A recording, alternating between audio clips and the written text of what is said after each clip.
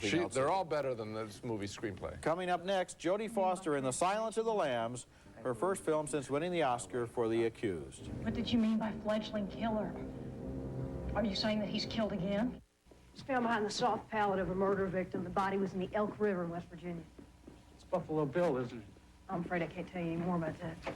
That's Jodie Foster as an FBI trainee on the trail of a serial killer in The Silence of the Lambs, a depressingly brutal thriller that I found completely lacking in redemptive quality. So I sat there thinking, why are all these talented people involved in this project? Oscar winner Jodie Foster works for an FBI boss who apparently believes that it takes one to know one, and so she pays a visit to another serial killer to track one.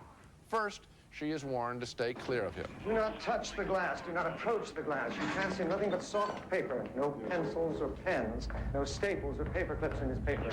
Both killers have cheap nicknames. The one she is looking for is nicknamed Buffalo Bill. Anthony Hopkins stars as her source of information, the frightening Dr. Hannibal the Cannibal Lecter, who likes to eat his victims' body parts.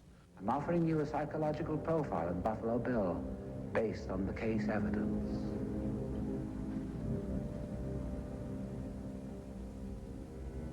I'll help you catch him, Clary. There is a sporting quality to this story that I found distasteful as Foster again visits with Hannibal the Cannibal. What is your worst memory of childhood? Death of my father. Tell me about it and don't lie, or I'll know. Eventually, Silence of the Lamb degenerates into a standard monster-in-the-house movie as Foster catches up with Buffalo Bill in his dungeon-like home where a young woman is held captive and terrorized in a well. The horrors of female abuse are too much with us, I think, now to be trifled with anymore in the movies. We had this complaint about the picture involving Julia Roberts. I have it again here. I didn't learn a thing about serial killers from this movie.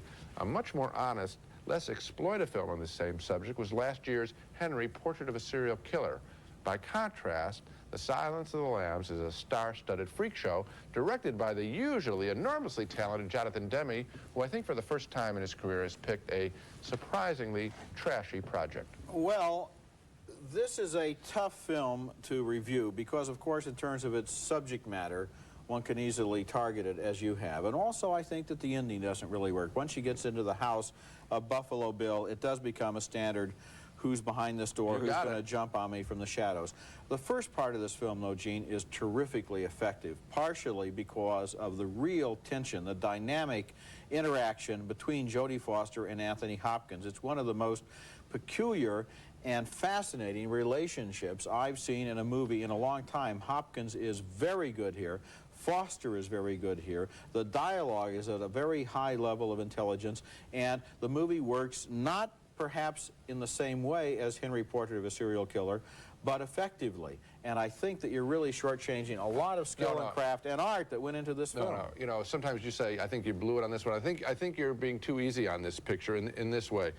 He is presented, the Anthony Hopkins character, is presented as this big evil thing, and we're going down there to see them, a journey into hell and all that. And frankly, he was so pumped up, and the music was so pumped up at such a high level that I worked for me. It worked. Well, then you're easy, because for me, I thought, oh, come on. A guy who's truly frightening doesn't need, you know, a huge organ playing in the background. I didn't buy it at all. This is the movies. What did you want? A documentary, black and white, television, shoot it on video? The reason why Henry, the Portrait of a Serial Killer works is because these people, my intuition, I don't have any first-hand knowledge, these people tend to be kind of dull. Well, they're two different kinds of movies, and you're using one to criticize the other. Yes, we always do that, Roger. We say better pictures of the same subject. Why can't you criticize this on its own terms instead of saying what it is? I'm criticizing on its own terms. I wasn't compelled by anybody except, I suppose, the Jodie Foster character as a strong woman. Come on, a great performance. Not a great performance, a decent performance. Anthony Hopkins, no, great. I thought that was way overplayed. When we come back, we'll take a look at the